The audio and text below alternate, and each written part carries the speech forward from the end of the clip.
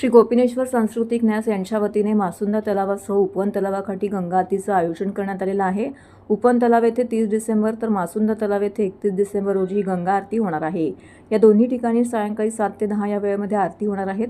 सरत्या वर्षाला उत्साहात निरोप देत नववर्षाचे स्वागत करण्याची परंपरा सर्वत्र असली तरी ठाण्यात यंदाचे हे नववर्षाचे स्वागत भक्तिपूर्ण वातावरणामध्ये साजरे केले जाणार आहे। गोपिनेश्वर सांस्कृतिक न्यासाच्या माध्यमातून गेल्या अनेक वर्षापासून गुढीपाडवा आणि मराठी नववर्षाचे स्वागत उत्साहाने केले जाते।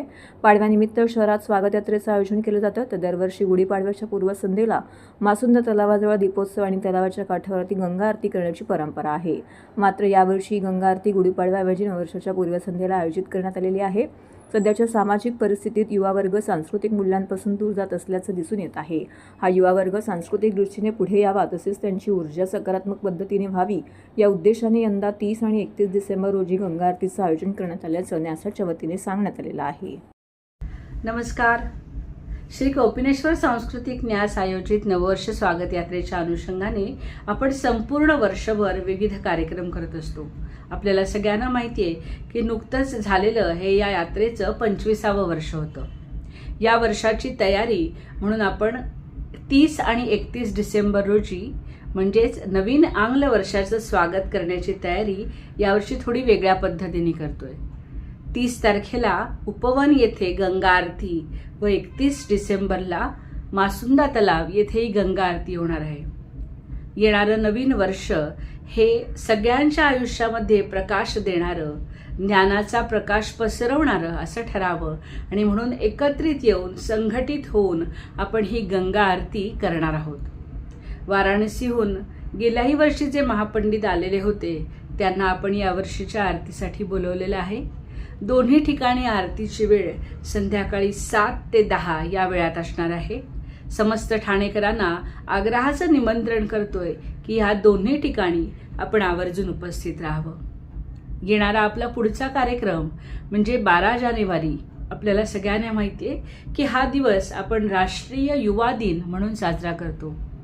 जगाचे आदर्श असणारे स्वामी विवेकानंद हे संपूर्ण युवा पिढीचे प्रेरणास्थान आहेत आणि म्हणून स्वतःचं आरोग्य टिकवावं आणि काहीतरी सकारात्मक काम करावं म्हणून आपण या युवा दौडचं आयोजन केलं आहे।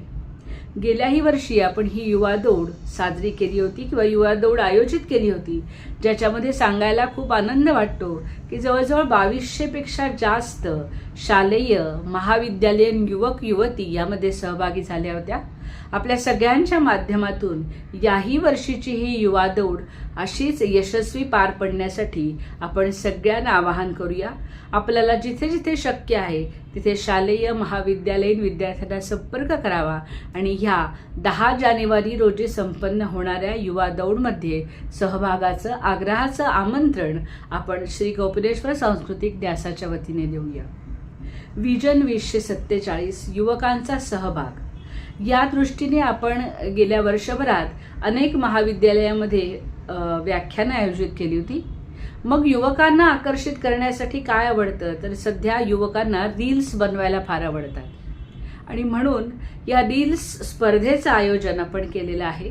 31 डिसेंबरपर्यंत आपण ही रील्स पाठवू शकता, ज्याच्यामध्ये स्वच्छ ठाणे सुंदर ठाणे, माझं कुटुंब माझी संस्कृती, रस्ता सुरक्षा माझी जबाबदारी या 3 विषयावरती आपण रील्स बनवून पाठवू शकता।